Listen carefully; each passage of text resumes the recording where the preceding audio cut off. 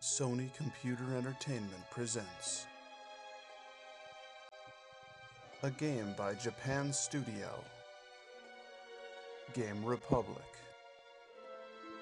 and Shirogumi Incorporated, also Premium Agency, with Dolby Digital Sound? Alright, seriously, how many people made this game?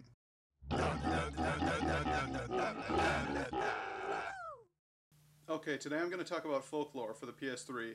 It's a third-person fantasy adventure by Game Republic, and it's weird. So, Pat, what's the story? Ellen is a hot young blonde with an Irish brogue and a shadowy past. Keats is a lanky, spectacled journalist who works for an obscure occult magazine. The two have different reasons for visiting Doolin Village, where they seemingly meet by coincidence, but their stories become rapidly intertwined when folks end up dead, and the only chance for answers takes them to the netherworld itself. The look. The look of the game is really pretty, even dreamlike. It takes you from idyllic, fanciful locations to sinister, nightmarish ones. The main backdrop for the game is the village of Doolin.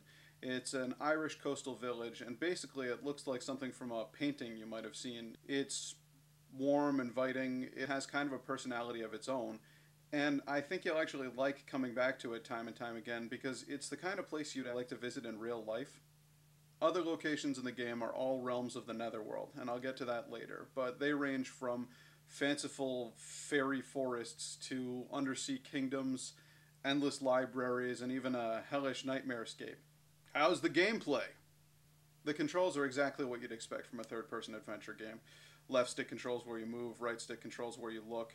Other buttons perform other simple functions, but really the environments aren't that interactive, so there aren't a whole lot of different purposes for different buttons. The objectives switch between two types. One is when you're in Doolin Village, you're gathering clues or having conversations with different villagers, and the other is when you're actually in the netherworld and you're fighting against what they call folks, or elemental creatures.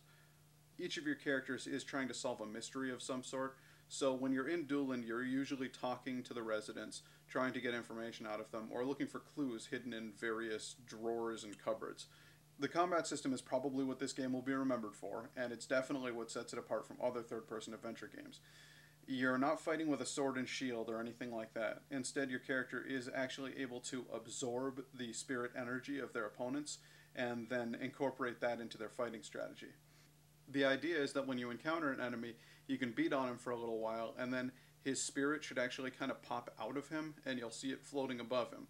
At that point, if you press the R1 button and then kind of flick your controller upwards, you'll see your character reach out her hand and then pull the spirit energy out of the creature. They call this capturing the creature's id, and if you capture a creature's id, you're then able to use that creature in combat. It's kind of like Pokemon meets God of War. Yes, your character is a cute little blonde, but she's also the Reaver of Souls. In order to capture certain types of enemies, you'll need to enter what I call a 6-axis controller yankfest. This means pressing the R1 button, like I told you before, and then pulling the controller up a number of times. In some cases, you'll need to rock the controller back and forth, like you're smashing the guy's head into the ground from side to side. Other times, you'll need to lovingly cradle them so that their id slips into the very center of the screen, and then you can pull it out of them. And still others require you to violently shake the controller and then stop when they stop moving. And wait. And wait. And wait. Oh, there we go again. Once you've captured a folk's id, you can power it up through a number of different means. Sometimes it's as simple as capturing a number of that same type of folk.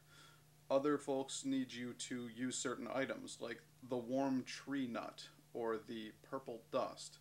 If you're anything like me, you're probably going to spend an awful lot of your time powering up folks that you're never going to use again. Here's a little section I call the awkwardness. You want to know what's awkward? The bizarre Sailor Moon-esque transformation sequence when your character puts on the cloak at the beginning of the game? How about the fact that nearly all Netherworld denizens look like they're planning to molest your children? Not a fan of Jar Jar Binks? Neither was I, but apparently the makers of this game were because they created Scarecrow. It won't take long to notice that wherever Ellen walks, she has her hand clenched to her chest. The only possible explanation is a congenital heart defect. She needs to be rushed to a doctor immediately and stop dicking around in some village looking for her mom. And here's the part I call the redemption. Because all awkwardness, even my awkwardness, can be redeemed. At least that's what I'm counting on. I don't know why I like this game, but I did. Could be the fact that I like mythology and have since I was a little kid. Maybe it's because it's artistic and dreamy. Might have something to do with the fact that I like bright colors and shiny objects. It's probably the fact that I like games that have something to say, and this one does. A lot of it tends to focus on mythology and belief in general, and what a positive and negative effect both of those things can have on us as human beings. I didn't expect a game to go there, but it did. In conclusion, all that being said, the game still has holes and flaws all over. On a technical level, it's mediocre at best. The storyline was convoluted and, let's face it, weird to begin with, and it's only gotten worse with translation. It's full of repetitive tasks, reused retextured models, and short loop music. It can get tedious and even irritating at points. Even the tasks you've performed over and over again never get shortened or simplified. For most players, this game is going to get old pretty fast. For me and my obsessive-compulsive brain, it didn't. So I'm going to give it a loving trashing. I'd say 6.5 out of 10. Oh, God, I almost forgot to tell you about the best part of this game. Okay, there's a scene where you go into this pub, and there's a deer head mounted on the wall, and it turns and looks at you and starts talking to you. And the first thing that came to my mind was Evil Dead 2. You know that scene? You know the scene.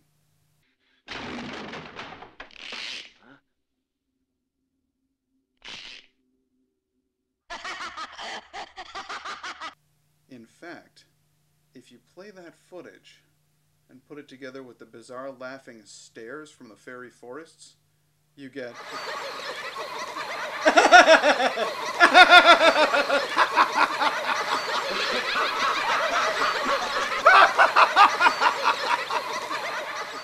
Good times. Okay, that's all I've got for you this week. But take a look next time, because I'm going to be using some of my professional editing software to cut together home movies from when I was 14. I think you're going to like it.